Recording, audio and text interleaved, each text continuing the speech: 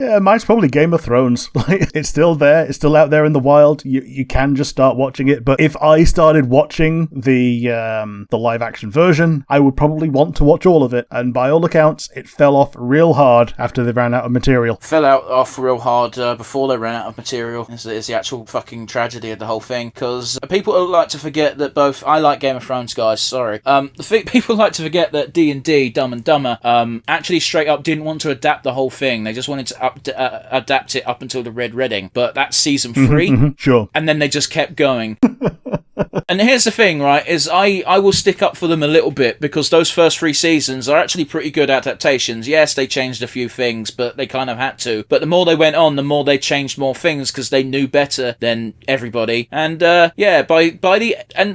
final nail in the coffin is, you got to bear in mind, HBO knew that Game of Thrones was popular. They were like, we will give you as many seasons and as much money as you need, because this just keeps raking it in. And they went, no, we're going to finish it at season 8 because we want to go do Star Wars. Yep. And that's the only reason they finished, it seems. That seems to be the main reason why they rushed it, at the very least. Now, don't get me wrong, I think it doesn't matter how much attention and care they took with the final season or seasons. I think it was always going to be doomed the moment George R.R. Martin got outpaced. Mm-hmm. I think D&D are actually very decent and very competent at doing adaptations, because those first 3 seasons are actually pretty good. However, it's become abundantly clear that whenever they do even remotely try to tackle something on their own, they are shit.